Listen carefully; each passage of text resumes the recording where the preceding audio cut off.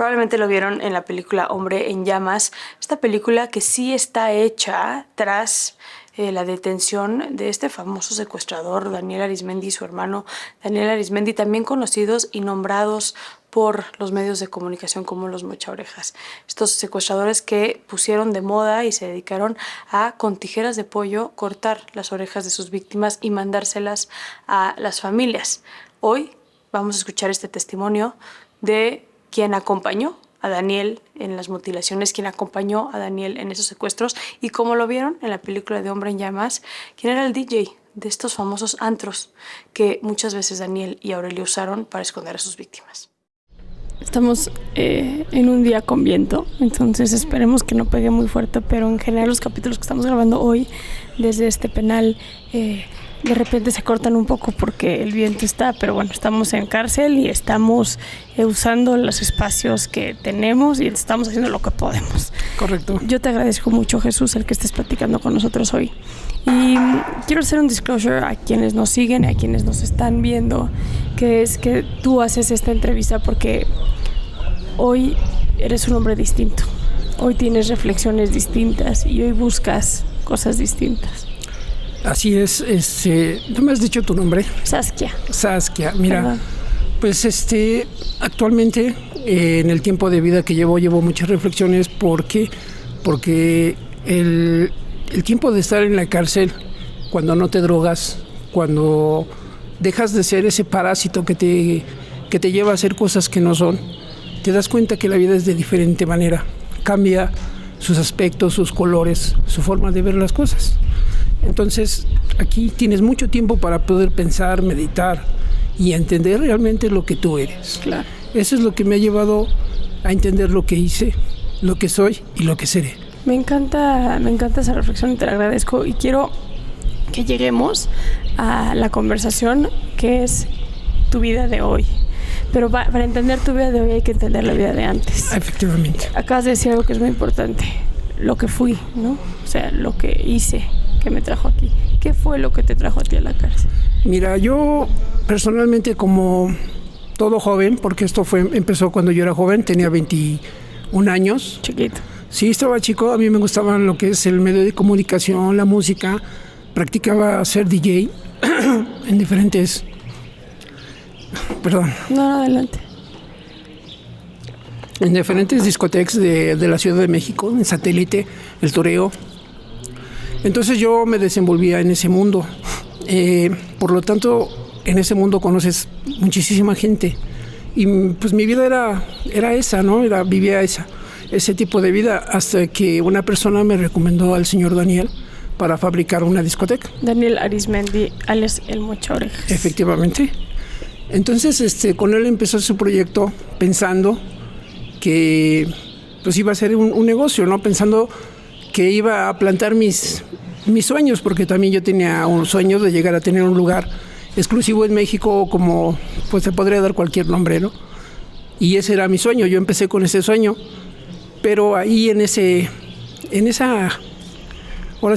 asociación empezó a cambiar mi vida mucho. Drásticamente, me imagino. Sí, porque pues él era una persona que practicaba diferentes formas de vida, pero pues malas, ¿no? O sea, hacía diferentes cosas malas antes de dedicarse al secuestro. Él se dedicaba a la venta de automóviles. Entonces, pues me empecé a dar cuenta que era otra realidad. Él me abrió las puertas, me apapachó, me apoyó, me hizo sentir bien, seguro, ¿no? ¿Cómo era Daniel Arizmendi en ese momento? ¿Qué recuerdos tienes de esa etapa de su vida? Mira, si yo te hablo de su vida y de su persona, como persona es una gente leal, es una gente que se porta, ¿no? Que se porta bien y que respeta a su ser. No sé, tengo muchas conclusiones, ¿no? De la forma que lo cambió su manera de pensar, pero al menos para mí en los primeros años, pues era un señor bien, veía por su familia, hacía las cosas y no era el tipo de persona que fue después. Él tenía pensado, no sé, llegar a un punto, pero como ahora te puedo decir, la mente te juega muy feo y vas perdiendo esos límites. Y el problema de nosotros es ir pasando líneas. Cuando tú pasas líneas, te vas perdiendo. ¿Por qué? Porque le empiezas a dejar de tener miedo a las cosas y te vas perdiendo en cada línea que vas pasando sin darte cuenta hasta dónde eres capaz de llegar. Cuando volteas, pues sí, ese no era yo. ¿Cómo pude ser esto, no? Esa es mi reflexión en cuanto a lo que le pasó a él, ¿no? Empezamos a trabajar juntos, lo empecé a ayudar con diferentes cosas, le empecé a presentar personas para que él realizara mejor su trabajo en muchos aspectos, tanto de la discoteca como en el trabajo de los carros. Empecé a caer en ese... ¿Qué fue lo que te atrapó? La cocaína. La cocaína. Sí, porque yo era un chico hasta ese tiempo sano, completamente. Mi único vicio era el cigarro, porque no me gusta el alcohol. Pero un día me invitó a un pase. Él. Y un tiempo, o sea, yo para ese tiempo estaba recién casado y ese día tuve problemas con mi esposa. Me salí de la casa y lo fui a ver a él. Y él había tenido problemas con su esposa y estaban en su sala, estaban tomando y tenían un platón como la película de Scarface, así. Uh-huh. Igual, eso es, no sé si sea algo, pero así era, ¿no? Y estaban ellos, ¿Quiénes son ellos? Pues gente de él. Aurelio, Daniel. No, eran, en sus fiestas era reservado, no todos participaban. Son gente que, pues está con él, Parra, Zúñiga. Uh-huh. Estaba, otro, señor que no conocía porque no lo conocía hasta después que supe que era un licenciado, se llamaba Mi Banco. Uh-huh. Y pues llegué yo. Entonces él me invitó, dice, échate una. Y ahí fue donde empecé a probarla, ¿no? El problema es la primera, ya después las demás ya son fáciles. Y pues lamentablemente eso me empezó a llevar al fondo, porque cada vez fui consumiendo más. Primero él me pagaba mi sueldo con dinero cada semana, ya después era la mitad y la mitad de cocaína. ¿Qué es lo que hacías para él puntualmente? Empezamos a diseñar completamente lo que era la discoteca. ¿Qué discoteca era? Skate. Estaba en esa, ahí en la calle de Riva Palacios. Uh-huh. Empezamos a trabajar su construcción y a diseñarla. Lo llevé a varios lugares, a varias discotecas para que viera el modelo que quería. Y eso me llevó a conseguirle radiocomunicación, documentos, estilos de vida, estilos de forma, de todo lo que... ¿A qué te refieres con estilos de vida y estilos de forma? Por ejemplo, en las clases, ¿no? Empezamos a ver las clases de gente, ¿no? Que la que tenía fuerza para comprar un carro del año, llegar a la agencia y comprarlo. Lo llevaba a Polanco, a restaurantes buenos. Comíamos, le enseñaba, sin saber cuál iba a ser el cambio de todo eso, ¿no? ¿Yo ya estaba pensando en secuestrar? No sé si lo estaba pensando o estaba conociendo, no lo sé, porque pues para mí era cultural, ¿no? Lo que yo le enseñaba. Él ya lo sabía y siempre manifestó muchas cosas, pero yo nunca vi que fuera a empezar a hacer eso. Entonces me empecé a relacionar con sus carros y empecé a comprarle los carros que él me traía y a su vez yo revenderlos. En algunos tuve problemas de carros robados, pero después me di cuenta que eso era su negocio, vender carros robados, ¿no? Y así fue la relación que empezó con una amistad para un negocio y terminé en otra. Participando en su banda, porque sí. Yo ya con la cocaína ya no pensé, ya no me di consecuencias, ya no me di que tenía una familia, que tenía unas hijas, que tenía un futuro que ver por ellas. Me perdí, o sea, sí, te soy sincera, me perdí. Perdiste piso. Sí, ese fue el principio. ¿Cómo se fue desarrollando esta banda de secuestradores, estos famosos Mocha Orejas? ¿Cómo lo viste tú desde afuera? Mira, como te comento, yo tenía ya la adicción, la discoteca se culminó, se hizo, el primer día lo inauguramos, estuvo bien, el segundo día estuvo bien, el tercer día estuvo bien, pero de ahí hacia adelante... Era enorme, ¿no? No era muy grande, era pequeña. Bueno, no sé si posteriormente hicieron con el equipo porque la sacaron, la vaciaron, cuando yo caí, la vaciaron y no sé si continuaron, sí. Pero era pequeña. Pero le faltó trabajo, lo manejaba su esposa, ella era se podría decir la dueña y yo era el gerente. Entonces, al trabajar su esposa, metió a mucha gente de su familia y no me permitió hacer el manejo necesario para poder levantar el lugar. ¿Me podías dar algunos ejemplos de lo que no te dejaban? Por ejemplo, no me dejaba decidir los eventos, no me dejaba decidir cómo íbamos a manejar, si en copeo o en barra libre, no me dejaba manejar los pases para que pase un acompañante, las chicas con minifalda, un evento, no sé, baile, canto, cosas principales de una discoteca. Y me limitaba mucho ese. Entonces a mí me hacía sentir incómodo y pues terminé diciéndole gracias. Y como yo quería mejorar en mi casa, me alejé de ellos. Yo ese día les di las gracias, me liquidó y me alejé a mi casa. Lo que siguió posteriormente pues fue por cuestión de la necesidad y de todas las cosas, porque pues yo estaba en mi casa cuando él me llamó. Okay. Ya cuando él me llamó, él ya había cometido el primer secuestro. Okay. Cuéntame de esa llamada. Ese día yo estaba en mi casa, estaba con mi esposa, mis hijas, y sonó el teléfono, contesté y me dice, ¿qué estás haciendo? No, pues nada, ¿en qué estás trabajando? No, pues le digo, ahorita en lo que salen eventos y en lo que puedo sacar, le digo. Entonces me dice, pues vente, quiero platicar contigo. Es cuando yo llego nuevamente a su casa y me enseña todo el negocio que él ya estaba realizándolo, ¿no? ¿Qué te enseñó? Pues que estaba secuestrando, que había tenido un mal secuestro, que la policía le había quitado el dinero y se lo había llevado a la policía y que la gente lo estaba presionando para que les pagara, porque la gente pensaba que sí lo había recogido y él había sido un fracaso, ese secuestro había sido un fracaso para él. Entonces se había visto en la necesidad de hacer un...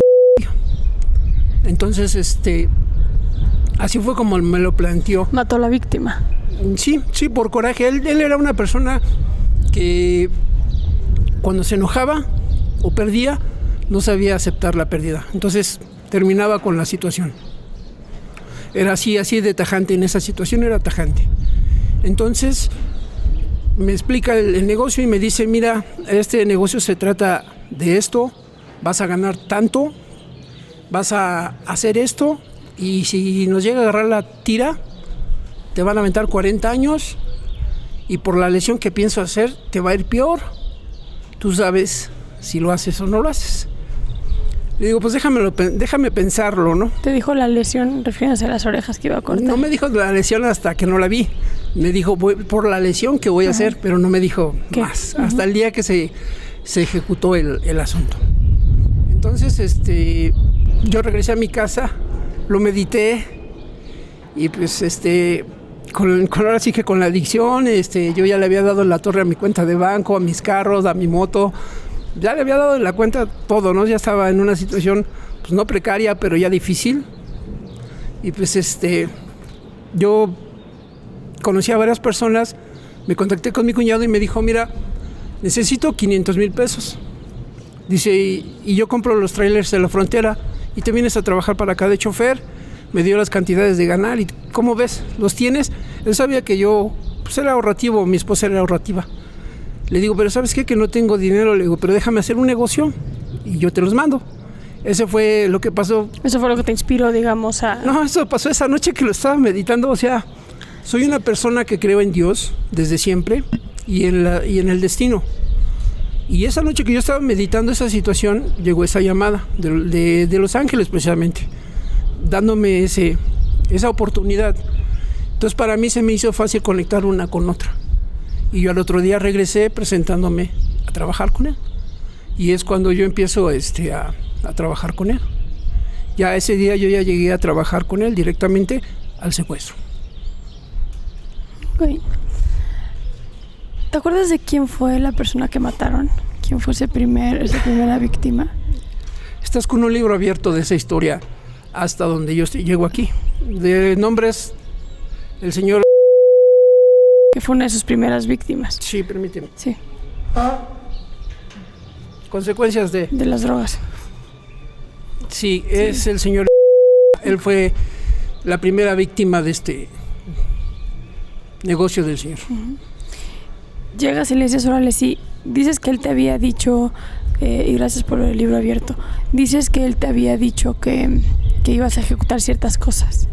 ¿Cuál era tu trabajo? ¿Tú entraste sabiendo que tu trabajo era cuál? Mira, él me conocía y sabía que yo no era de las personas... En mi vida tengo muchas cosas que arrepentirme, pero hasta el día de hoy no he manchado las manos de sangre, ni he matado a nadie, ni yo lesioné a las personas. Estuve presente, cierto, pero no. Pero dicen que tanta culpa tiene el que mata a la vaca como el que le agarra la pata. Bueno, cuando yo llego con él, él sabía que yo en la Ciudad de México yo era conocido y que tenía muchos contactos. Conocía a varias personas ahí en República del Salvador, en el centro, donde se venden equipos.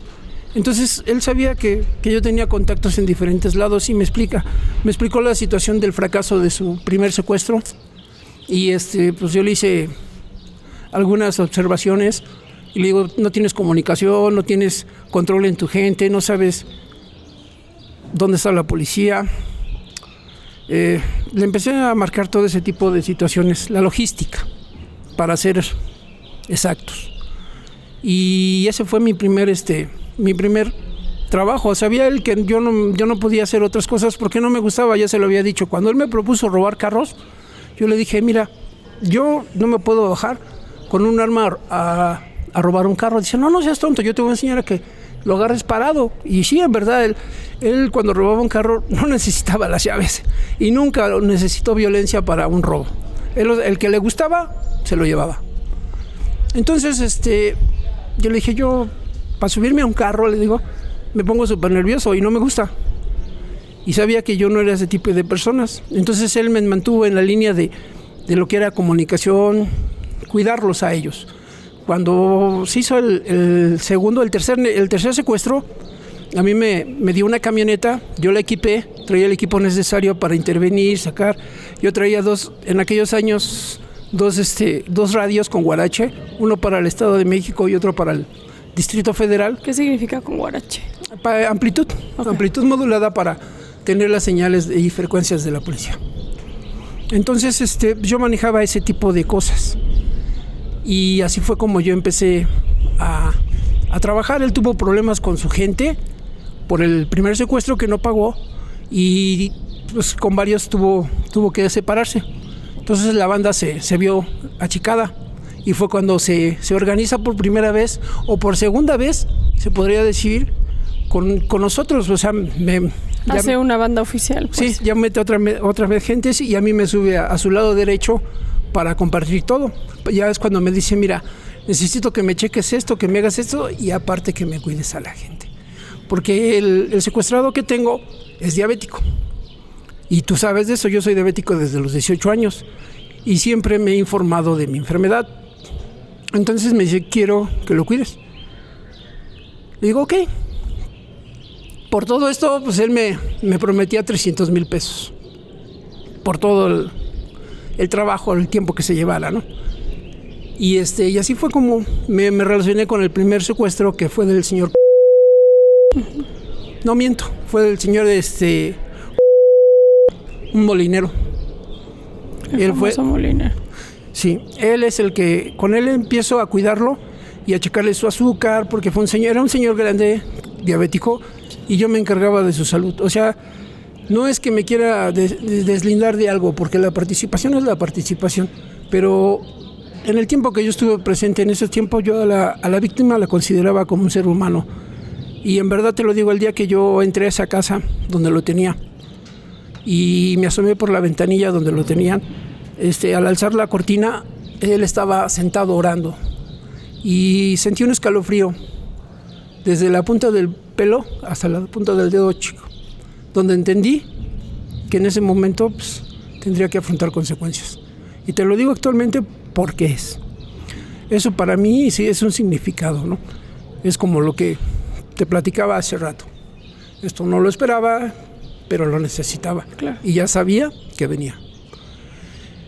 Entonces, pues ese secuestro se llevó en buenos términos hasta que le negaron el pago y me llegó, dice, vente, vamos. Y fuimos a comprar el material quirúrgico que se necesita para esa tarde tan amarga, ¿no? Pero fuimos ya cuando llegamos a la casa, veo que saca las tijeras, veo que saca todo, se pone igual. Las famosas tijeras de pollo. Efectivamente. Veo que saca las tijeras, los guantes, todo lo necesario y dice, vénganse. Entramos Aurelio, él y yo, éramos los tres. Lo vendamos, lo acostamos y agárrenmelo y él lo hizo, ¿no? Él cortó la oreja. Y pues yo nomás me dio el envase, lo guardamos, lo limpié y lo preparamos para mandarlo. Se dice oreja porque pues es la parte, ¿no? Pero eran realmente fueron 3-4 centímetros de cartílago.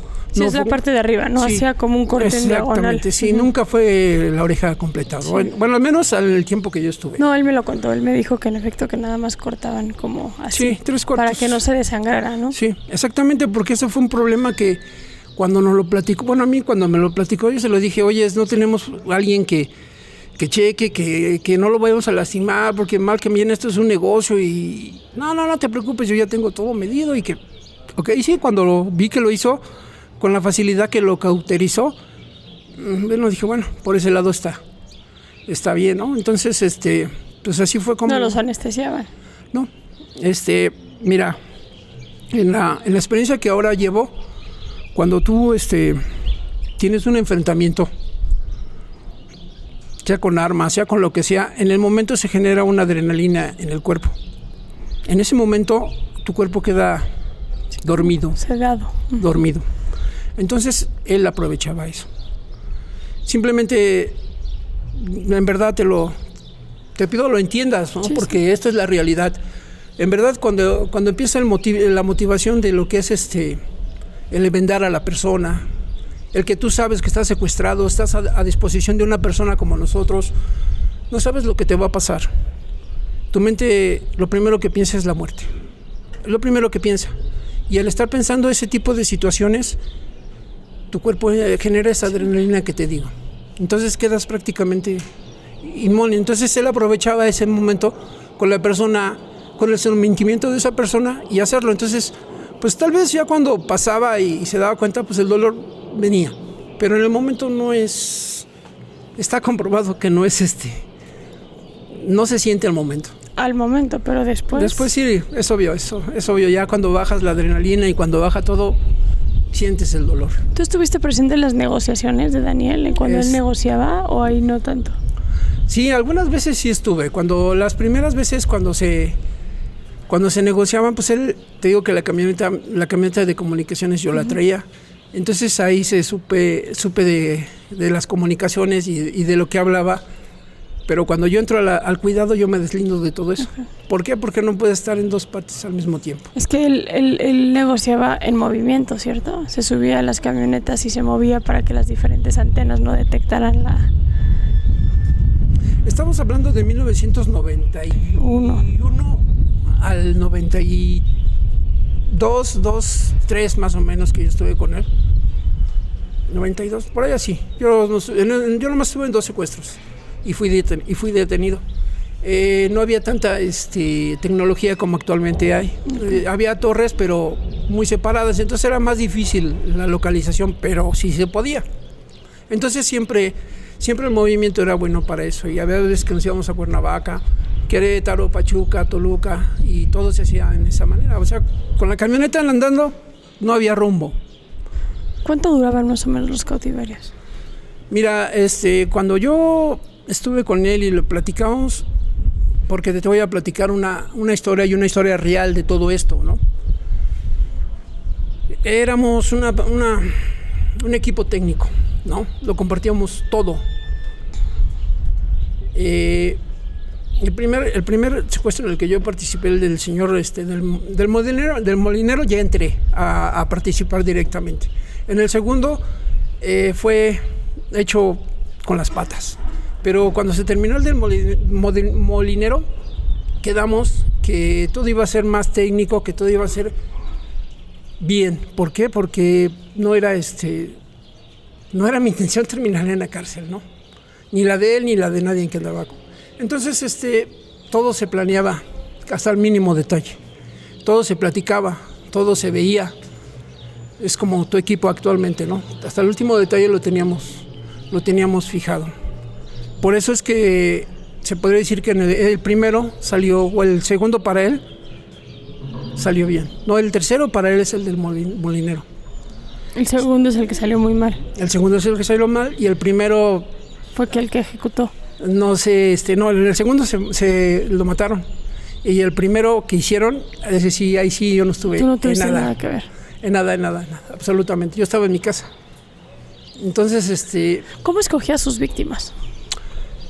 Ahí habían, mira, el problema del secuestro, y te lo digo así porque es un problema, siempre viene de las partes más cercanas a ti. Puede venir de tu mejor trabajador, puede venir de tu primo, puede venir de tu hermano, del cuñado, del tío, gente allegada a ti, que te tiene coraje, que te tiene envidia, que te tiene, no sé, va y conoce a un malandrín que se quiere hacer rico de la noche a la mañana y te pone. Así lo hacía él. Daniel tenía personas que conocían a gente bien y era su informante. ¿Cómo era la relación entre Daniel y Aurelio? Buena, eran hermanos, siempre fue buena, muy buena. Sabían de dónde venían, siempre trabajaron en muchas cosas, empezaron a delinquir juntos y siempre eran muy unidos. Cuando Aurelio estuvo en la cárcel, él vio por él, lo mantuvo, lo sacó de la cárcel. ¿Por qué agarraron a Aurelio primero? A Aurelio y a Daniel y a Parra los agarraron en Tlalnepantla por robo de una camioneta. Y se fueron a Barrientos, ¿no? Se fueron a Barrientos. Y uno de los señores que está aquí con nosotros, que se llama Armas. Uh-huh.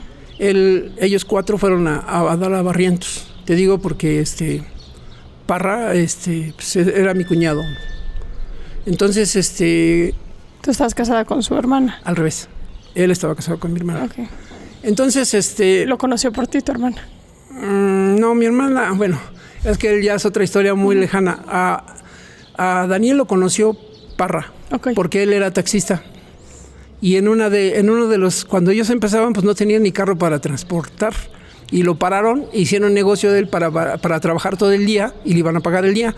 Y pues mi cuñado pues también le gustó lo que hacían, le pagaron muy bien y de ahí se contactaron. De ahí para adelante empezaron, por lo que fue un servicio, de ahí empezó todo lo demás. Hasta que terminó en esto. Tú dices que participaste en 2. ¿En qué año te detuvieron? En 1993. Pero a él lo agarraron hasta 1998. No. Sí, a Daniel Aurelio. No, 1996. A mí me agarraron en el 96. Perdón, discúlpame, es que tengo tantas ideas ahorita que me das cuenta que me está haciendo recordar muchas cosas. Pero del 91 al 96 solamente participaste en 2 secuestros. Fue del 93 al 96, 2 secuestros. Yo trabajé del 91 al 93 en la discoteca y en los carros. Ok, ya entendí. Sí, es que sí, así ya, me voy a ir ubicando, sí, tal vez, pero ahorita ya me ubiqué. De esas fechas, así como te lo estoy dando, del 91 al 93, él no delinquió en secuestros. Del 93 hasta el 98 que lo agarraron, sí, en puro secuestro. ¿Qué tanto es cierto que usaban el antro para guardar víctimas? Bueno, necesito platicarte esa historia, ¿no? Como te digo, se armó el paquete técnico, se dijo, se habló, se quedó en una cosa. Nos fuimos a descansar, suena el teléfono, me llama y me dice, ven, güey, necesito que te enseñarte una cosa, necesito que veas una cosa. Voy llegando, así como me voy estacionando en su casa, van llegando unos cómplices y se bajan. No, que ya lo tenemos bien ubicado y que nosotros y que sabemos y que mira y que guau. Entonces, para esto, antes de que yo me fuera a mi casa en la mañana, habíamos ido a campanear uno. Nosotros le íbamos a pegar a una persona que lavaba dinero. ¿Qué significaba campanear? Vigilar. Vigilar.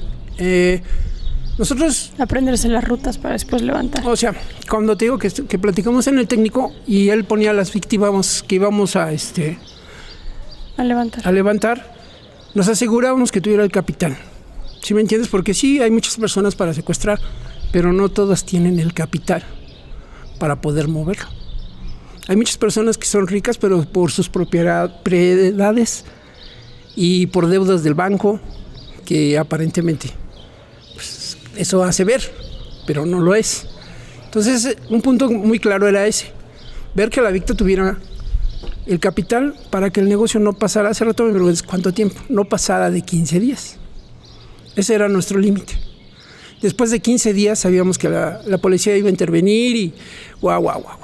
Tú, Daniel y todos los demás, en ese tiempo no tienen la capacidad de pensar.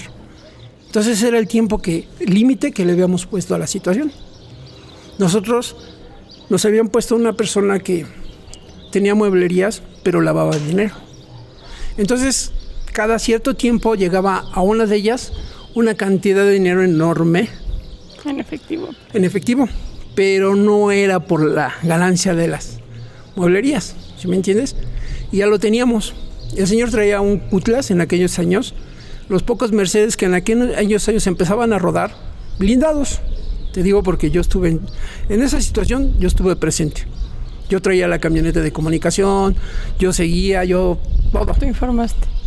O sea, andábamos ahí, era el brazo derecho de Daniel. Entonces, en la mañana ya se estaba armando el plan para detenerlo y lo estábamos esperando fuera de la zona residencial donde él vivía. Como los carros eran blindados, pues llegar con un arma y rafaguearla, pues no tenía caso. Entonces ya habíamos ideado la forma de detenerlo.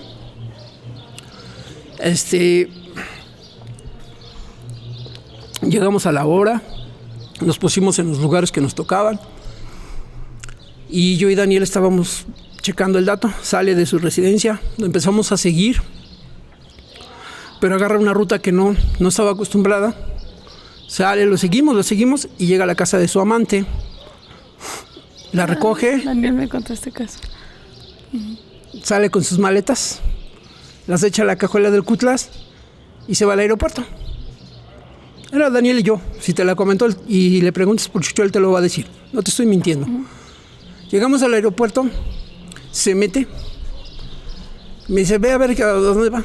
Me abajo, entradas internacionales. Yo sin necesidad de bajar, yo ya sabía que iba a un vuelo americano. ¿Y cómo fue? A Las Vegas, Nevada. Regreso y ese día venía sacando espuma por la boca Daniel. No, que cuando llegamos a la casa. ¿Por qué estaba tan enojado? Porque ya se le había ido libre. Y para esto ya había intentado 2 veces haberlos detenido. La primera, pues le pararon con el Cutlass y les pegó con el Cutlass y se fue. Estaba blindado el carro, no lo pudieron detener. La segunda, lo detuvieron con la camioneta, le sacaron, le tiraron, pero el Mercedes estaba blindado y no los detenieron. Entonces, esta era la tercera vez que se le iba. Pues, en lugar de entrar por donde tenía que entrar, según una vuelta, una calle antes se dio la vuelta. Se le fue. Entonces, por lo que me venían comentando en la camioneta, no, es que hijo, que tiene estrella, y pues ya le había pisado el orgullo. ¿Y cómo llegamos a la casa? Te digo, venía con esa emoción, llegan estos fulanos, y no, que mira, que acá, y en ese momento, dice, súbense a la camioneta, vamos a campanearlo. Y sí, efectivamente fuimos por el señor. Ese era otro. Sí, el gasolinero. Que ya traían. El gasolinero, para que tengas mayor referencia. Sí. Entonces llegamos y ya nos empiezan a poner el cuadro, a explicar quién.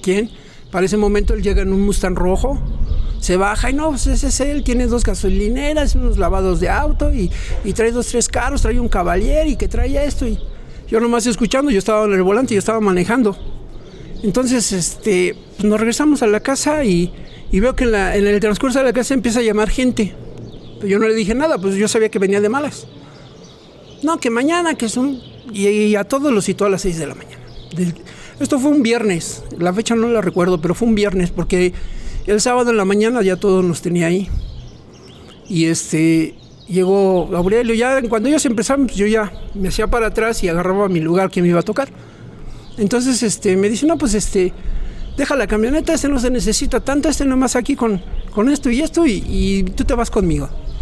Y nos fuimos, llegamos al lugar, se puso la gente de choque, Aurelio iba con la gente de choque, nosotros nos pusimos a 2 cuadras a campanear o cualquier cosa con los radios de la policía. Y pues llega el chico, lo detienen. El problema es que el equipo de choque una noche antes había tenido fiesta y iban todos crudos y en el forcejeo se les va un balazo. Oímos el balazo Y le digo, ya, esto ya bailó. No, no te preocupes. Es que no. Bueno, ya lo subieron, nos fuimos y en la huida, revientan una llanta de la camioneta. Y tuvimos que hacerlo. El cambio de camioneta, te estoy hablando que fue... ¿Quién reventó la...? La camioneta de Aurelio, el equipo de choque, donde lo traían. Por lo mismo que estaban mal, bueno, sí. No tenían la sensatez o el cuidado de hacer las cosas y las haces al ahí se va. Y eso causa problemas. Volaron la camioneta, tuvimos que cambiar de una camioneta a otra al secuestrado. Ya fue Aurelio, Daniel y yo la que nos lo pasaron a mi camioneta y nos lo llevamos a la casa de Chalco, esa mentada casa de Chalco. Y ya, nos lo llevamos en el camino. Eso para mí marcaba muy mal. Y yo se lo dije, esto está muy mal. No te preocupes que... Hecho, te encargas desde siempre. Entonces cuando ya llegamos allá y me dejan con el chico, pues yo empiezo a hablar con él. Y me dice que trae marcapasos. Dije, la torre, ¿qué medicamento tomas? O sea, empecé a tener esa información con él. Y ya me explicó la situación. Pasó. Y eso fue en junio, ese secuestro. Y pasaron los días. Pasaron los primeros 10 días. Y su madre no alcanzaba a juntar más de 300,000 pesos en aquellos años. ¿Qué edad tenía este señor? Estaba chavo, tenía como sus 22 años. Uh-huh. Y pues todos estábamos chavos, ¿no? Uh-huh. Perdón. Entonces, cuando eso pasó, pasaron los días, llegaron los 10 días, a mí me da descanso porque ya eran 10 días y le digo, ¿sabes qué? Dame descanso. Y me voy. ¿Cómo era cuidar a una víctima para ti? ¿Cómo era el día a día de eso? Pues mira, era en lo personal, pues era platicar con ellos, ver la televisión, acostarse, levantarse, ver la televisión, acostarse, levantarse. Era así, era monótono, ¿no? Porque yo no salía del lugar, yo siempre estaba ahí. Yo mandaba a otras personas por la comida y por ese tipo de situaciones que necesitaban algo, bañarse, hacer el baño, cosas, estaba ahí. Entonces cuando llega ese momento me da descanso. Pasaron 5 días y me vuelve a meter. Entonces para mí el mes que entra, el 20 de junio, en aquellos años yo me casé el 20 de junio. Estoy hablando que era el 18 o 17. Le digo, ¿sabes qué? Pues tengo que irme a mi boda. Al aniversario de mi boda, ¿no? Yo quería reconciliarme con mi esposa, o sea, quería hacer las cosas bien. Entonces, me dice, ok, pero me voy el 18 y me iba a estar el 18, 19, 20 y 21 en mi casa. El 19 de junio, lo recuerdo muy, muy, muy bien y lo tengo muy grabado para toda mi vida. Me llama, ven rápido, y su forma de hablar, pues yo ya lo conocía. Era desesperado, nervioso. Ven rápido, porque está, con el perdón, de chingando a su madre. Y mira, que esto, que vente, que traigo la combi, que vente. Ok, salgo, paso por ti, eso yo estoy acá abajo. Eso ya me extrañó. Entonces bajo y sí, ¿sabes qué, güey? Que ya chingó a su madre, tengo la tira allá afuera de la casa. ¿Y cómo? ¿Quién fue? ¿O qué? Le digo, a ver, espérate, aguántame tantito, a ver, vamos con fulano. Ya fuimos a ver un amigo mío. Digo, préstame tu taxi, güey. Necesito tapiñar esta situación y darme una vuelta por ahí. Entonces ya él se va, sacó a su familia de su casa porque pues era obvio. Se va, se esconde y agarro yo el taxi y me voy. Paso por la calle y sí, efectivamente estaba una patrulla del Distrito Federal afuera de la casa. ¿De la casa de seguridad? De la casa de seguridad, exactamente. Entonces, pues sí lo veo. Pero como... Bueno, sí conocía a ese tira que estaba ahí, lo conocía, pero no le puse atención, no podía despertar sospechas, me pasé y ya salgo, ¿no? Y le digo, sí, efectivamente, sí tienes una patrulla, pero no es cuestión, me imagino que de esas cosas. Me imagino que están haciendo otras cosas, no, que ahorita acá, y empezó a mover su gente de información que él tenía en otros niveles. Ya estamos hablando de la policía. Tenía mucha policía pagada, ¿no? No, eso tal vez en el tiempo que yo estuve no trabajamos con la policía. Tenía contactos que le daban claves, movimientos, pero en ese tiempo no nos cubrían. Bueno, al menos que yo sepa nunca, ¿eh? O sea, te lo soy sincero hasta... Pues estaba lo del... ¿no? Es perdón. Pero bueno, hasta te platico eso. Bueno, entonces regreso, entrego el taxi y ya le empiezo a explicar la situación. Para eso los chavos de la casa pues ya estaban bien paniqueados y se empiezan a brincar las bardas y se van y dejan al secuestrado. Solo estuvo aproximadamente 8 horas solo hasta que se fue la patrulla. ¿Qué hacía la patrulla ahí? No, ellos estaban campaneando a Daniel, pero no lo estaban campaneando por el secuestro, lo estaban campaneando por el robo a vehículo. Okay. Haz de cuenta que esta es la casa de seguridad en Chalco. Aquí hay una avenida y esta era un clavo para carros de Daniel que ellos tenían ubicados. Entonces ellos estaban aquí. Para ver aquí. O sea, estaban a unos metros del secuestrado y no tenían ni idea. No sabía nada. O sea, y lo peor de todo que esa autoridad que estaba haciendo eso, lo estaba buscando para bailarlo. Porque ya habían agarrado 2 talleres de Daniel por información de una chica que también pertenecía a la pandilla. Eso fue lo que a Daniel lo llevó a cambiar el género. O sea, las mujeres. No. A lo que me refiero, él se dedicaba al robo de vehículos. Sí. Y lo que lo llevó al secuestro fue eso. Porque ya cada rato lo traían bailando. ¿Me entiendes? Llegó a ir a la PGR de doctores. No sé si la conozcas, la que está al lado del anfiteatro. Sí, perfecto. Llegó 2 veces a llegar a su gente con carros, con pruebas, a esa agencia y lo bailaban y lo dejaban venir. Sí, pagaba, ¿no? Una lana. Sí, o sea, el baile es eso, pagarle una lana, ¿no? Y lo dejaban ir. Entonces era un negocio redondo para ellos. ¿Sí me entiendes? Para un delincuente y para otros delincuentes, porque ahí estamos hablando de lo mismo, no porque tengas una placa o un título o un uniforme y no hagas las cosas bien, no dejas de ser delincuente. Claro. ¿No? Bueno, esa persona quería más dinero, quería otro baile, por eso estaba campaneando ese lugar, que ese es el hilo que hizo romper todo.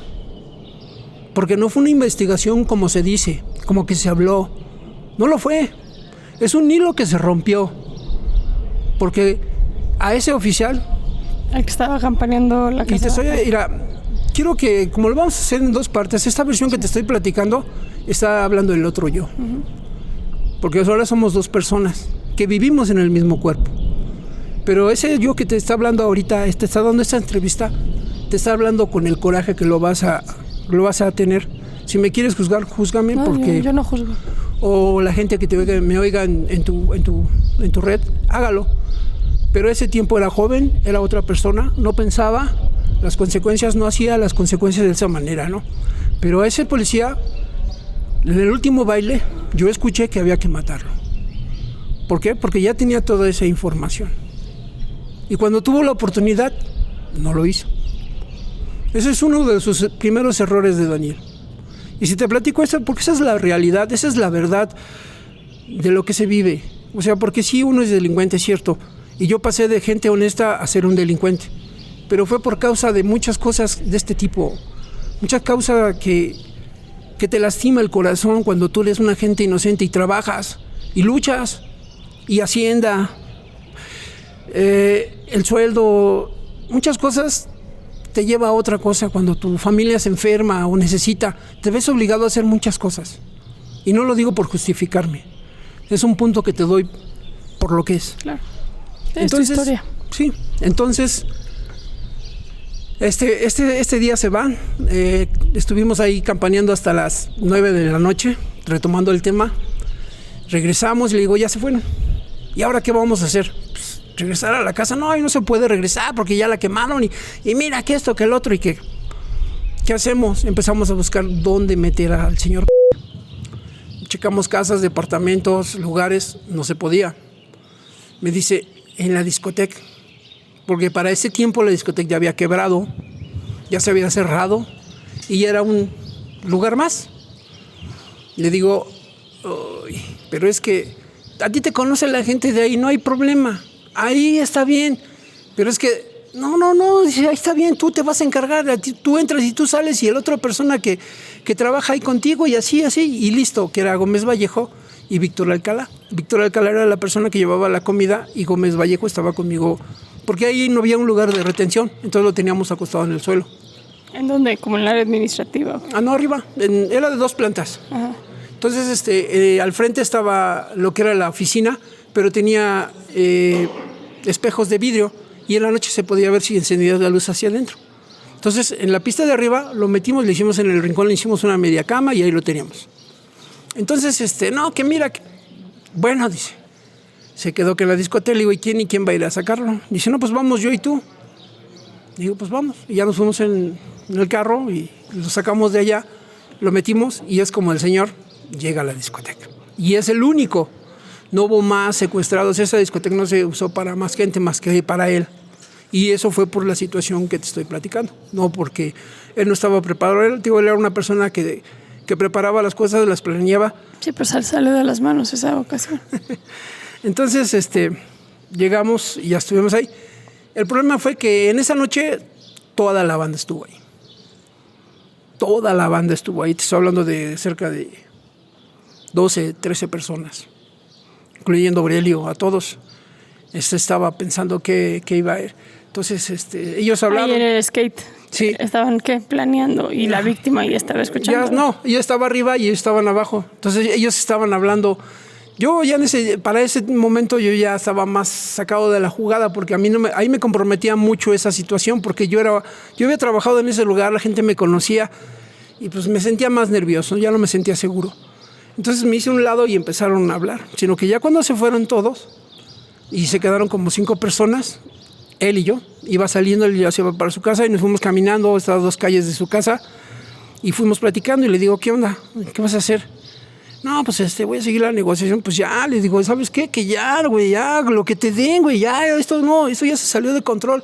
Sí, que mañana hablo. Entonces habló al otro día habló con la mamá y le ofreció 500,000 pesos, que es lo que había ajustado ya, estoy hablando de 25 días. Entonces, regresó al otro día y nos lo comunicó a Aurelio y a mí. Yo le digo, pues ya, déjalo ir, ya, ¿qué más quieres? Esto es comprometedor. No, que vamos a hacer que nos dé el millón para sacar los gastos y que mira y que hecho. Entonces, le digo, ¿y qué hacemos? Porque para esa noche se habían quedado 5 personas ahí. No, pues, encárgate tú, organiza tú, en lo que yo hago lo demás. Entonces a mí me dejó el paquete de organizar los turnos y eso. Y me metí. Era el 19 de famoso aniversario de junio, sí. Y al amanecer pues ya era el 20, ¿no? Ya era el 20. Y como era el primer turno lo tenía que hacer yo. Entonces, pues ya organicé yo con 2 personas, te digo, con Alcalá y con Gómez. Alcalá el primer turno y lo agarré. El segundo turno era para el señor Epi y otros 2, los 2 cuñados de Aurelio, creo. Entonces, pues ya me quedé. El 20, como a las 11 de la mañana me llama, dice, ven para darte dinero para la comida. Y te veo. Para esto él tenía una camioneta Suburban que yo le había vendido, que necesitaba dinero, ¿no? Entonces me la iba a pagar. Y ahí me iba a dar el dinero, pero no sé qué negocio hice, no tenía dinero. Y me dice, te doy lo de la camioneta mañana, ¿no? Que te vayas. Toma lo de la comida y esto, ¿no? Dice, voy a ver si negocio hoy y ya para mañana ya se termina el business. Entonces regreso y mando a descansar al señor Epi y a las otras 2 personas para que me relevaran el tercer día. Y se fueron. Pero el señor Epi, en lugar de irse a su casa, se fue con su amante. Y su amante era hermana de la chica que te comento de los carros. Y ya el tira, como no había visto nada en los carros, ya había ido con la hermana para decirle que qué onda con su cuñado. Y le dice, no, pues es que creo que mi cuñado ya no está trabajando en eso. Dice, creo que ya anda en otro, ya se trae carro del año y ese tipo de cosas. Entonces lo detienen a él el 20 de junio. Sin saber mucho. Pues él sabía de todo el asunto. Y sabía dónde estaba el secuestrado. O sea, por la policía, no sabía mucho. No sabía nada de ese tipo. Sino que se lo llevan, lo trabajan toda la noche. Y se afloja, ¿no? O da su declaración y me pone que estoy yo con otras 2 personas y un secuestrado en la discoteca. Entonces, esta persona era un judicial del distrito y nosotros estábamos en el Estado de México. Entonces llegan, yo no me percaté, llegaron, nos empezaron a campanear ellos a nosotros y pues ahí estuvieron todo lo que fue la mañana del 20 de junio. Toda la mañana nos estuvieron campaneando y pues, a la 1 de la tarde nos estaban deteniendo. Pero no eran ellos. Él ya se había coludido con el comandante Pliego Fuentes del Estado de México, jefe a la delincuencia contra el secuestro. Entonces, el famoso superpolicía, ¿no? ese mero. Se colude con él y le pide el apoyo, porque él no podía ejercer. En esos tiempos no había límites de Estado. Pues. Uh-huh. Entonces llega y le explica y le dice que hay un secuestrado y que le explica la situación, porque que ya había puesto EPI.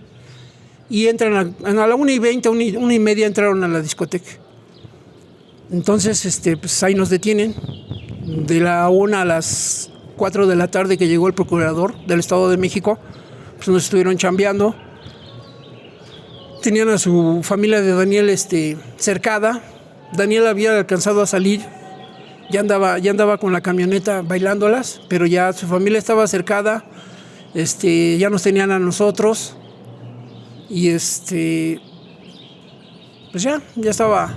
Antes de que llegue el procurador suena el teléfono de la discoteca y se comunica con Daniel y le dice que le pase al que llevaba, al jefe de grupo que llevaba ese operativo. Se lo paso, no sé qué hablaron, creo que le ofreció dinero, pero le dijo que no, que luego hablaba y se comunicaba. Ahí bajó un poco la presión de los golpes. En eso llegó el procurador, porque yo vi por los espejos que te platico, cuando llega toda la escolta y toda la faramalla, cuando viene gente grande, y entra, y pues, al que bajaron fue a mí, porque Epi puso a Chucho, que soy yo. Entonces llegaron preguntando por mí. Entonces ya cuando hablo con el procurador, le explico la situación y pues, le digo, pues así está la situación, ¿no? Pues ahí está, así, esto es así, y esa es la verdad. Pues ni modo, ¿no? Ya pues ahí nos estuvieron investigando como hasta las 7 de la noche, que nos sacaron de la discoteca y nos llevan a Palacio Municipal de Nesa, y empieza todo lo que es este proceso del ahí nada más los llevaron a ustedes. Sí, a las primeras 3 personas que llegan a la cárcel de Daniel Arismendi, sin temor a equivocarme, es Víctor Alcalá Barreto, José Antonio Gómez Vallejo y Jesús Luna Sesma, servidor. Somos los primeros 3 integrantes de toda esa banda que llega a la cárcel. Hay gente detenida mucho antes, pero es gente que no tiene nada que ver. Tiene nada que ver. Más que una persona que era el taxista del dinero que se perdió. Okay. Así es, así es la realidad, ¿no? ¿Tú hablas? ¿Tú pones a Daniel? No lo hago. Me dice psicología que es un síndrome de Estocolmo. Bueno, entonces, pero para mí no lo era. Para mí era la amistad, los favores que él me había hecho, de la situación en la que me ayudó a salir. No por el secuestro, te lo aclaro, no por el secuestro. Lo que yo hice y lo que tuve antes de, no fue por el secuestro. Yo del secuestro no obtuve más que 200,000 pesos. Fue todo lo que yo... De uno de los secuestros. De uno de los secuestros, de cuando yo anduve en la camioneta. ¿Y de los otros sí, un poco más? No, es el único, el secuestro del molinero. Yo anduve en la camioneta y el tiempo que la cuidé recibí 200 pesos. 200,000 pesos en aquellos años. Eso fue el único dinero que yo obtuve de esto. Pero al principio me decías que te pagaba con cocaína también. Pero eso fue antes. Eso fue en el tiempo de los carros. O sea, por eso te digo, del 91 al 93 fueron carros. Del 93 al 96 fueron secuestros. Entonces te detienen a ti y tú no hablas. O sea, lo cubro, ¿no? No puedes hacer otra cosa. O sea, ¿cómo te diré? Tienes que hacer el disfraz, tienes que hacer una doble pantalla. Y yo en eso era una, porque yo hacía una doble pantalla con mi familia, ¿me entiendes? Entonces, pues hice una doble pantalla, hice todo lo que ellos querían que hiciera y les dije todo lo que ellos querían escuchar, pero nunca les di algo real. ¿Sí me entiendes? Esa es la realidad, porque pues, con las madrizas hay muy pocas personas, en verdad, que se queden calladas. Que se queden calladas, ¿no? A mí díganme lo que me digan, A la hora de los madrazos, Y de los toques y de las bolsas y de... es muy poca. Es lo mismo, es la misma situación del secuestro. O sea, cuando tú te encuentras en ese lado, te das cuenta que el secuestrado vivió lo mismo y peor. Pero aquí es más físico porque ya lo ves, lo sientes. ¿Sí me entiendes? ¿Te dio miedo el Mocha Orejas en algún momento? Mira, yo te digo, lo conocí como persona, como gente, y no era así. Él cambió. Él, no sé cómo se llama este síndrome, pero cuando una persona empieza a tener éxito, empieza a perder el piso. Y si a eso le agregas el poder del económico, es peor. Y si a eso le agregas el poder de decidir por una vida, es mucho peor. Llámese como se llame, ¿eh? En verdad. En verdad te lo digo por experiencia propia, ¿no? Por experiencia propia, por mi propia experiencia. Daniel empezó a cambiar por el poder. Se empezó a dar cuenta de que de no ser nadie ya era el patrón. Y empezó a conectarse con diferentes malandrines de nuestro país. Empezó a tener contactos con diferentes formas de delinquir. De ampliar su... Sí. ¿Supiste de él después de que llegaste a la cárcel? Mira, es un trago muy duro porque es mi primer trauma. Cuando yo estoy en los separos, y empiezo a ver pasar todas las cosas y cosas que yo no había puesto, es como te digo, yo hago un disfraz de todo esto para darles tiempo a que ellos desaparezcan de todo el planeta. Pues, entre comillas, ¿verdad? Y yo empiezo a ver cosas que empiezan a llegar a la PGR que no deberían de estar. ¿Cómo qué? La camioneta con la que ejecutábamos, los lugares que tenían ellos antes de los secuestros, donde se llevaron los primeros secuestros. Me empezaron a dar nombres de gente que yo sabía que sí tenían que ver, pero no en sino adelantados. Es cuando yo me doy cuenta que hay un chivo, ¿no? Una chiva, como se dice. Y es cuando yo decido, ¿aquí es la verdad o me voy a ir entre las patas? Pues si no, alguien más iba a decir. Entonces, cuando yo estoy mirando hacia afuera, pues es como todo, ¿no? Cuando tenemos problemas, le hablamos a Dios y yo sabía todo lo que esto iba a llevarse, porque como te digo, yo siempre supe a dónde iba a llegar todo esto, además que me sentía Superman y nunca creí que fuera a pasar. Estaba en la ventana y empezaba analizando el asunto y me di cuenta que mi familia, mis hijas, mis amigos, todo mi entorno se iba a caer. ¿Por qué? Porque fui noticia de primera plana. ¿Cómo te presentaron los medios de comunicación? Pues, como un secuestrador, el que mochó las orejas. Por ser el primero de la banda, pues yo era el secuestrador, yo era el jefe, yo fui el que mandó. O sea, Daniel Arizmendi no era su nama. Yo era la voz de todo eso, ¿no? Como al chico también se le cortó parte de la oreja, pues también estaba ahí el asunto. Entonces, yo estaba en la ventana pidiéndole a Dios que me diera la verdad para saber si me colgaba ahí mismo, porque yo no quería afrontarme todo lo que he afrontado. ¿Qué te daba miedo de afrontarte? A mi familia principalmente, ¿no? A mi entorno. ¿Te daba vergüenza que supieran? Todo eso, o sea, esa era mi principal, Preocupación. Sí, ¿no? La cárcel, pues, o sea, mira, provengo de barrios bajos, yo provengo de lo que es La Guerrero, Nonualco, La Chamizal, Valle de Guadalupe en otros años. Y entonces mi familia es disfuncional, yo me crié con mi madre, me crié en entornos muy difíciles, me enseñaron a meter las manos y pues en realidad no le tengo miedo a la muerte, te soy sincero desde niño. ¿A qué te refieres con que te enseñaron a meter las manos? O sea, me sé defender, Okay. ¿Me entiendes? Entonces la cárcel pues, es como una jungla, la cárcel es del más fuerte, viven, ¿no? Yo no he hecho de valor de eso, ni le hago, pero esa es la realidad de este lugar, ¿no? La cárcel no me daba miedo. Yo sabía lo que venía. Entonces, era mi familia. Era por eso, entonces, cuando decidí, dije, ¿me cuelgo o no me cuelgo? Me cuelgo. No. Estaba en eso precisamente, ¿no? Ese cuando pasa la camioneta. Como diciendo, pues si te vas a colgar, hazlo porque esto se va a venir en grande. Pero no tuve el valor. Entró mi madre minutos después y habló conmigo y pues, capté que tenía que afrontar mis errores. ¿Qué te dijo tu mamá ese día?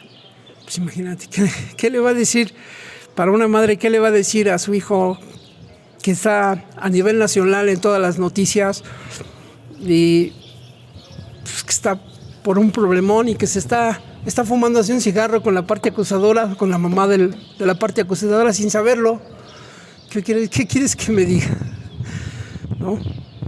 Que ella no me había enseñado eso, que ella no, ni mi padre me habían dado esa educación, que era un estúpido y que mi vida se había echado a perder, ¿no?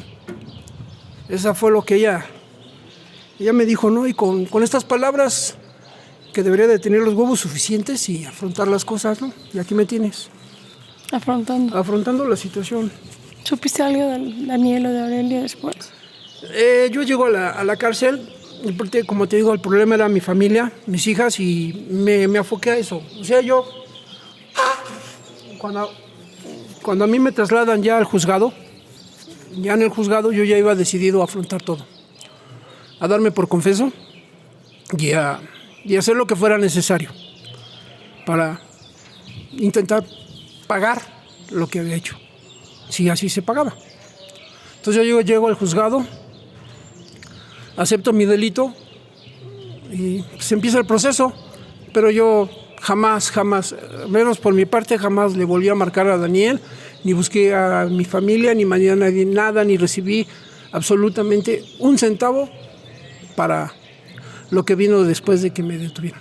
¿Cómo te enteras que detienen a Daniel y Aurelia? Mira, esta historia empieza así.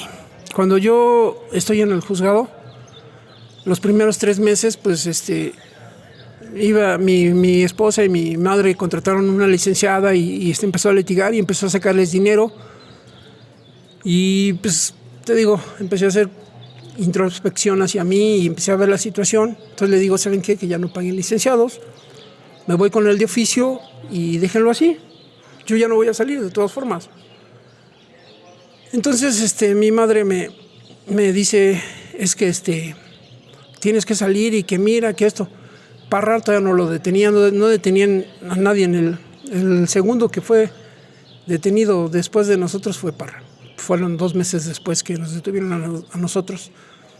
Entonces, en ese tiempo yo trabajé, empecé a estudiar, me metí a la escuela, empecé a estudiar. ¿Qué penal estabas en ese momento? La Perla. La Perla. Empecé a estudiar, empecé a pedir libros de leyes, constitución, me empecé a empapar. Y con el licenciado de oficio, pues empecé a litigar mi asunto. Y eso me llevó a llevar a toda la información que venía de lo que tenían. Y uno de los judiciales que me detuvo, en ese tiempo cuando me detuvieron y te quitan todo, yo traía un cinturón de pita con una herradura en plata y en oro que me había regalado mi esposa de aniversario precisamente. Y cuando llega al juzgado, pues lo trae él, ¿no? Y le dice a mi esposa, ese cinturón es de mi esposo. No, ¿cómo crees? Yo le puedo decir dónde se lo hicieron. Dice, ese cinturón es de mi esposo. Entonces, como que le entró la pena y desde ahí empezó a agarrar confianza conmigo. Me regalaba que 200, que 500, cada que iba, ¿no? Pero él me empezó a dar información. Mira, fíjate que tenemos esta información así asado. Y que fíjate, ¿y quién es este? ¿Y quién es aquel? Pero yo no le daba más, yo nomás lo escuchaba. Y él me empezó a informar de todas las gentes que iban investigando y cómo las iban investigando, quién las iba poniendo, ¿no? Fue cuando me enteré de que a Parra lo pusieron en su pueblo y fue su familia. Wow. Pero a Parra, o sea, no tenía nada, sino que, ¿qué te puedo decir? Lo mismo de un secuestro. Su misma familia que envidia hace las cosas. Y así fue como yo empecé a enterar de todo el asunto, porque yo llevé mi proceso al 100% hasta la fecha, sigo llevándolo. Y por eso tengo la información de todo lo que me quieras preguntar. Qué cabrón. Detienen a Daniel y a Aurelio. Ahí es como tú te enteras. No, yo, mira, ya pasaron 2 años. 1 año antes me comunico con un amigo que tenía mucho tiempo, que él era el licenciado Bernal, dueño del toreo, lo que fue el toreo. Yo trabajé con él como su escolta, hice varios eventos ahí en el toreo. Trabajé en 2 ediciones de Salsa México. Trabajé en el de Vanilla Ice con él. Como te decía, yo tenía una empresa de eventos. Y el licenciado me llama y le explico, yo andaba necesitado de dinero y le hablé precisamente para pedirle un regalo, ¿no? Que me regalaron unos pesos.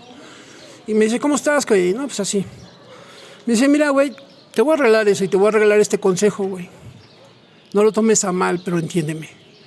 Ya no me vuelvas a hablar. ¿Quién te dijo esto? El licenciado, un amigo, el licenciado Bernal. Ya no me vuelvas a hablar, ni me digas que me conoces, ni que te conozco, güey. Porque tú no eres el que conocí.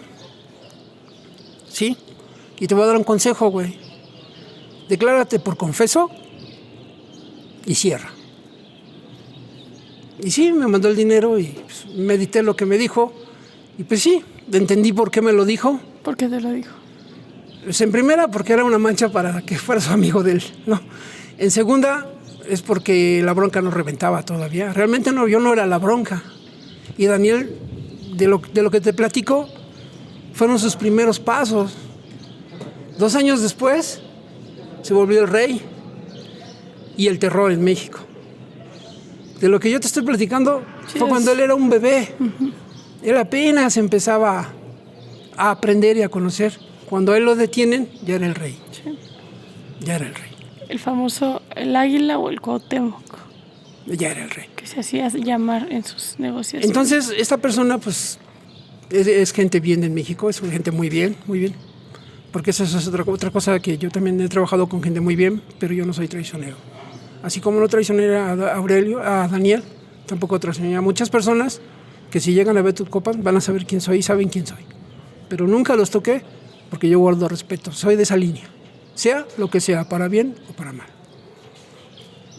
Esa fue la situación, cerré mi caso, me di por confeso. ¿Cuántos años te dieron? 40 años, la máxima. Por un secuestro. Por 2 secuestros, por el del molinero. El molinero también tú lo confesaste, porque También sí, me imagino o sea, lo que pasó que a los 8 días que ya estábamos ahí del noticiero, el molinero hizo su demanda y abrieron otro proceso en otro juzgado. te reconoció de alguna manera, por la voz quizá. Porque dice que me subía al pecho y así, bueno, lo que dijo es cierto. ¿Qué fue? Que me subía al pecho. Cuando le cortaron la oreja. Entonces abrió el proceso. ¿Cómo te reconoció? Pues por el peso, por la edad, pues, no sé, y porque En ese momento no había mucha gente cortando orejas también, ¿no? No, o sea, ¿cómo te diré? O sea, ¿cómo no te van a reconocer si te está viendo a todos luces, tiene a sus judiciales aquí al lado y le están diciendo es él? Claro. O sea, estaba más que informado, ¿me entiendes? Sí, O sea, sí. estaba hecho lo que tenía que hacerse. Sí, tienes razón. Entonces, pues, cuando eso pasa, se acepta el secuestro y los junto.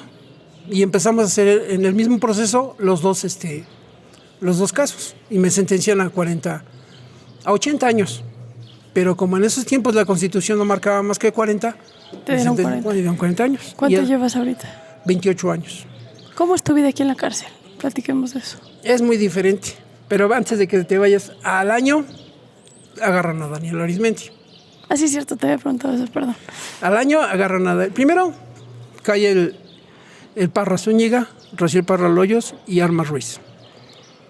A los 2 meses cae Juan Salgado. Juan Salgado es el que está aquí contigo. Él, a los 2 meses, a los 2 años, cae Daniel Arismendi. Todo marcado en 2. No sé por qué. A Juan Salgado tú lo conocías de allá afuera. Sí. Sí, yo todos los conozco. Y no te voy a decir, ay, no, es que... No, eso es una niña. Juan es el que es Juan José. Sí, el que entrevisté es primero que yo. Él lo agarran 4 meses después. ¿El de qué? ¿Cuál es tu percepción? Informante. Infórmate. Él es. Sí, de las fiestas, ¿no? Que le iba diciendo. Él puso a algunas personas. Sí, sí es lo que nos platicó un poco ahorita. Entonces, esa era su labor. Víctor Alcalá era mi persona que traía el alimento. Ok. Armas viene con mi cuñado. Yo los conozco y ellos saben lo que estoy hablando aquí porque saben que yo no me tapo. O sea, saben. Sí. Y Juan José, por ejemplo, que hacía toda la información y demás, pues sí, no, en las fiestas, mucha gente que daba nombres. O sea, él sabía. Su familia es textilera. Sí, eso nos platica. Entonces, con esa relación tiene la capacidad de conocer gente que tiene poder económico. Sí, esa era realmente su función. Él nomás llegaba, decía y se iba, y ya luego cobraba. Eso era todo.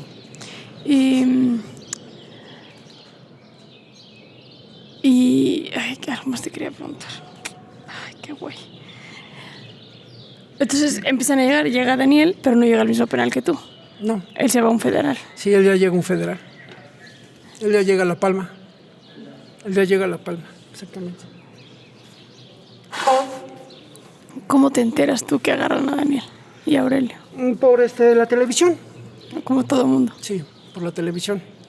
¿Y tus secuestros él también los tiene vinculados? Cuando yo cierro y se cierra todo el proceso, queda una orden de aprehensión para él. Para él, ok. Sí.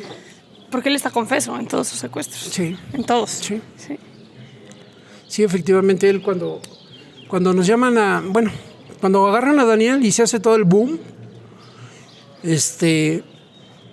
como a los 2 meses, soy llamado al juzgado federal, donde se me abren 5 causas, 5 procesos. ¿Te querían meter los otros de secuestros también? O sea, el primer proceso era por transporte de cocaína. El segundo secuestro por portación de arma y cosas así de ese tipo. El tercer secuestro por carros y facturas y ese tipo de situación. El segundo secuestro por lesiones por el señor. No miento, y por delincuencia organizada. Y el primero por lesiones. Okay. Por el primero tuve 8 años, 6 meses y por el segundo 2 años, 2 meses por delincuencia organizada. ¿Y por qué te abrieron esas carpetas desde que llegó Daniel? ¿Él te mencionó a ti? Sí, efectivamente.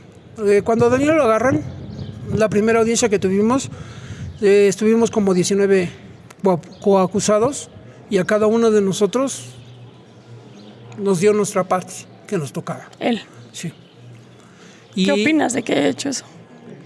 Pues mira, por una parte se libera tu espíritu y empiezas a ver la vida de otra manera. Eso es una realidad y una de las cosas. Y en otra de las cosas es porque pues la mayoría no quería aceptar lo que hizo. Entonces pues es como decía él, yo no hice todo. Todos tuvieron una participación, todos cobraron y todos estuvieron aquí en la bola, ¿no? De una, de otra forma lo estuvieron. Esa fue la situación. Y como el Ministerio Público me encuentra culpable por las mismas situaciones, pues me sentencia, ¿no? Entonces, el único problema es que me está sentenciando otra vez por mismos delitos, ¿no? O sea, yo siento que la parte acusadora pues, tuvo toda la razón, pero a fin de cuentas, ya lo que pasó después ya no fue culpa mía, porque la PGR empezó a regresar todos los... Porque sí es bien sabido que sí es cierto, agarraron a Daniel Arizmendi, pero Daniel Arizmendi nunca tuvo ni siquiera la capacidad de gastarse lo que hizo. Pues encontraron un chingo de dinero. O sea, no, encontraron todo el dinero, o sea realmente no sabía ni para qué estaba haciendo esas cosas. Y fue un punto que yo le dije... Tenía hasta dinero que se le había podrido, ¿no? O sea, si te das cuenta, en su mente no era el dinero, no era el estatus social. No. Eso nunca fue un motivo para él. No, yo le pregunté eso y él tiene una obra de teatro, o tenía cuando lo entrevisté una obra de teatro, y es en La Palma, y bueno, Ponte Grande, ahora le van Ponte Grande, y yo lo vi, es un monólogo que se llama La Última Coca-Cola, y la reflexión, digamos, que él ha tenido en estos últimos años tiene que ver con, es más, él me dijo, yo no era nadie. Hoy por lo menos soy el secuestrador más importante, ¿no? Y hasta me dijo, palabras de Daniel, los secuestradores de hoy llegaron a manchar mi legado. Mira, esas fueron sus palabras. Mira, ¿qué te puedo decir, no? Cuando yo tengo el expediente del caso, del primer proceso, que es el 127/99, donde vienen varios secuestros y vienen varias cosas, donde el Ministerio Público declara que tiene una caja de dinero de 2 metros por 4 metros de largo. Entonces, a mi forma de ver las cosas y a mi conocimiento, pues para mí ni siquiera lo disfrutó, ni siquiera supo lo que hizo, ni siquiera sabe por qué va a pagar eso. No, a mí me tantos dijo años de su vida. que una vez nada más fue de vacaciones a Acapulco, creo. No, o sea, lamentablemente era una persona que no tenía... Muy limitada. Mira, una vez fuimos a comer a un restaurante famoso ahí en el Distrito Federal, en una calle muy mencionada de mariscos. Uh-huh. Es un restaurante famoso. Y cuando llega el tazón para lavarte los dedos, en lugar de que se lave los dedos, lo agarra y se lo toma. Se lo toma, sí. O sea, es una versión real, ¿eh? No te estoy mintiendo. Sí, es un tipo muy limitado, sí. Llegamos a ir a algún hotel más o menos, y en los hoteles de más o menos, por no decirte 5 estrellas, te ponen tu toalla para que te afeites y tu boleador de calzado. Y todavía te ponen letreros, no use las toallas para limpiarse el calzado. Lo primero que hizo fue limpiarse el calzado. O sea, es una... ¿Qué te puedo decir, no? Sí, es un tipo de un estrato... Entonces, bueno, eso ya es cuestión de muchas cosas, otras cosas.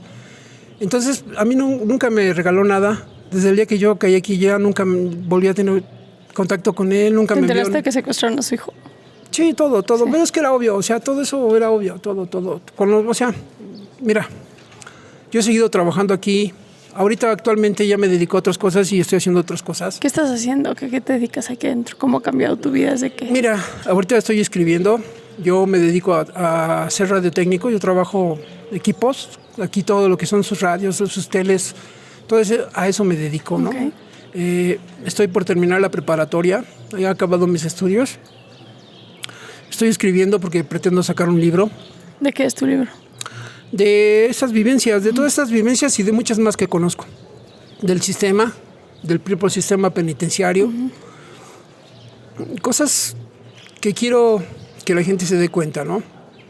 Que estamos en un país que es bellísimo, que puede ser un país que triunfe sin necesidad de otras cosas, nada más con el puro trabajo de nosotros, y que si realmente queremos castigar a las personas, las castiguemos enseñándolos a trabajar. ¿Sí me entiendes? Pero sí crees que la gente que hoy, a ver, tú llevas 30 años en el penal, has visto los perfiles que van llegando, tú ves a los chavitos que van llegando. ¿Tú crees que es un tema de trabajo? Te puedo entender que hace muchos años, pero hoy, o sea, ¿tú crees que el chavito sicario que llega hoy, el chavito que se dedica y que jala parejo con algún cartel pesado, ¿tú crees que le dijeron o trabajar dignamente o jalar acá? Mira, cuando yo te digo trabajar es, al menos a nosotros, trabajar. A nosotros, a los que estamos aquí adentro. O sea, los privados de la libertad. Ajá, que nos hagan trabajar. ¿Sí me entiendes? Que no sí, nos... hay países donde las cárceles hasta generan toda la electricidad de las colonias aledañas con las bicicletas. O sea, trabajar. Sí. Lo que es que no vengan a que te den. Que tu familia no te siga manteniendo. Que trabajes, que generes. Porque tú tienes que reponer y hacer algo diferente. Claro. Pero si no tienes los medios, no tienes las formas, no lo haces. Que nos den ese fomento al estudio, que realmente se corten muchas cosas. O sea, yo sé que es pensar al aire, lo sé. No. Porque es, no, yo creo que tienes pero te lo comento porque esa es una realidad. Sí, porque venía a calentar el asiento nada más para el rato salir y seguir haciendo las mismas chingaderas, está cabrón. O sea, ya lo que yo estaba comentando con uno de mis compañeros, porque pues lamentablemente en esta historia hay gente inocente. Uh-huh. Hay gente inocente que está pagando ya muchos años de su vida y no tuvo nada que ver, más que ser el ojalatero de uno de nosotros. Sí. ¿Sí me entiendes? Esa es la realidad. ¿Y si están aquí? Y si está aquí, tú lo vas a entrevistar. Entonces, pues mira, ese es a lo que yo te puedo decir el cambio de las cárceles, ¿no? Ahora, de lo que me estás diciendo de los sicarios de allá afuera, pues somos los responsables, son los no sé si el gobierno, las agencias, no sé si... Ya hoy no tiene ni pies ni cabeza el culpable. O sea, ¿yo qué te puedo decir? O sea, si yo quieres que te hable como delincuente y te opine como delincuente, allá afuera la carestía de trabajo, de oportunidades, de muchas cosas, te llevan a lo que es fácil. Y yo te lo voy a comentar algo así porque yo no lo conozco. Yo voy a un antro, vivo, llega un chavo con un carro del año, un Jetta bien arreglado, brillándome le ve. Y el chavo trae dinero, trae parra, saca coca, saca esto y saca... Es de que trabaja en un cartel.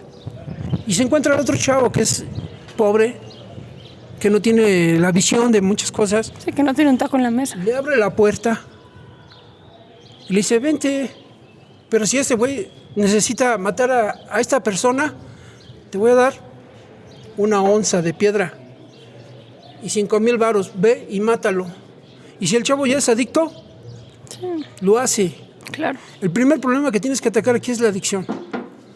Porque los primeros problemas básicos en esa situación es la adicción, que te llevan a mucha gente.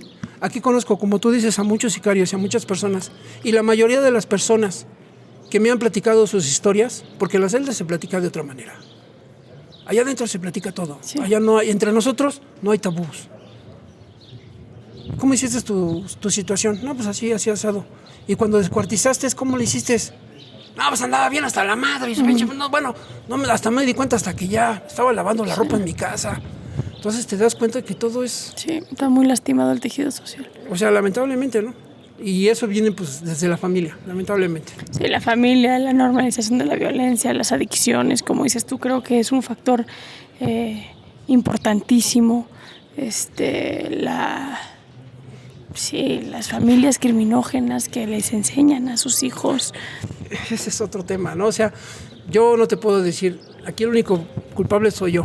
Yo lo decidí por cuenta propia y yo me fui metiendo, pasando cada línea, como te comentaba al principio. Comentando al principio cada línea, la fui pasando hasta llegar hasta donde estoy. Sí. Pero hay gente que, pues sí, viene desde la familia, desde el padre, la madre, desde los que se van a fardear, desde los que, bueno. ¿Crees salir con vida de aquí?